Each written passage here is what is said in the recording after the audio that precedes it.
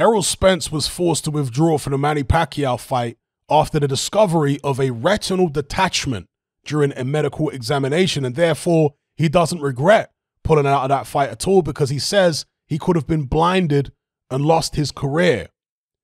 Now, after Errol Spence's car crash, many of us were speculating about whether there would be long-term residual health issues for Errol Spence.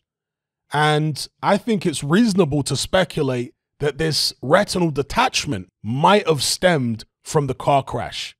Because when your body goes through that type of trauma, there can be all sorts of things that can arise from that, long-term health issues that, again, might not be immediately apparent, but you'll find out the full extent down the road. So the question I have is Errol Spence even going to be the same now? Now that he's had that eye issue sorted out and addressed and whatever, going into the Ugas fight, is Errol Spence still going to be the same? Or is he still going to be dealing with the residual effects of that car crash? Will he always be dealing with the residual effects of the car crash? Will he ever be back to the Errol Spence that he was prior to the crash? And I'm sure many of you are going to be furiously typing, of course he won't. The guy was flipped like a flapjack, right? He's flipped like a pancake in a high-speed crash. His face got mashed up. He had to have new teeth, all kind of stuff. And in that Danny Garcia fight, although he dominated Garcia, and I thought it was a fantastic performance under the circumstances, many people, including myself, feel like he didn't quite look his old self.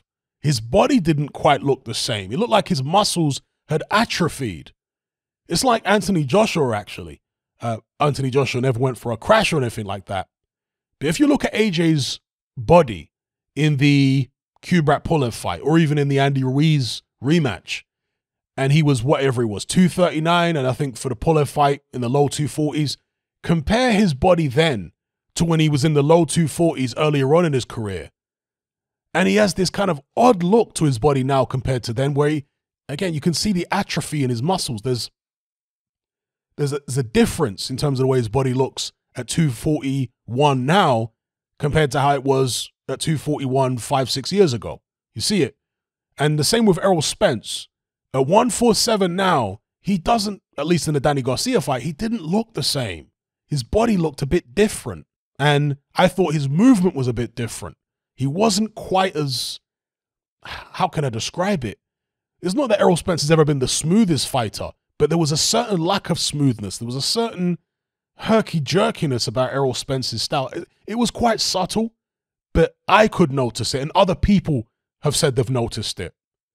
Now, how much of an impact that will have on this fight here against Ugas, your guess is as good as mine. Maybe Errol Spence is just that much better than Ugas that even if he's not the same Errol Spence as he used to be, he'll still have enough to beat this guy. He certainly still had enough to beat Danny Garcia, but of course, Danny Garcia is not at the same stage of his career as Ugas, you wouldn't have thought.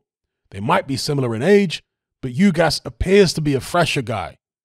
So it's going to be interesting, and the unfortunate thing in this, of course, is that if Ugas manages to beat Errol Spence, he's not going to get the full credit because people are going to say, well, Spence has never been the same since the car accident. Look how much time he's had out the ring. It's been nearly 2 years, and so on and so on. And the reason it's been that long is because of the residual problems that he's had from the car crash.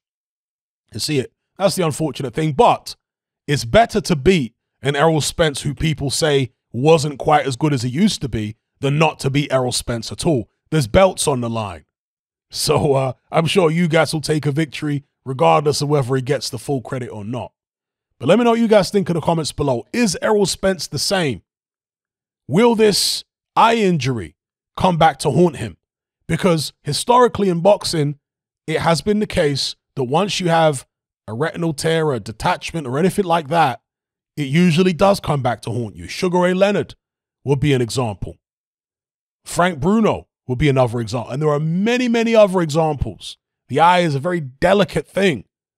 And once you start having retinal detachments and all this kind of thing, it's usually downhill from there. That usually comes back again and again and again.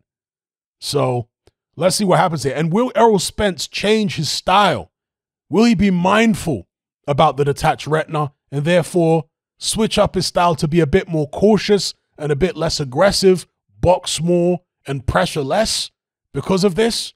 Or will he not care? Will he trust the surgery and will he trust himself and his own ability to recover and not care about the injuries of the past? Let me know what you guys think in the comments below. If you're tired of the biased narratives and mass censorship on mainstream platforms and you want to be part of a community of critical thinkers who love free speech just as much as you do, then come and join me on Patreon and access my weekly no-holds-barred, censorship-free podcast where we lift the lid on a wide variety of controversial topics. It's not mainstream friendly, it's not politically correct, but that's the whole point.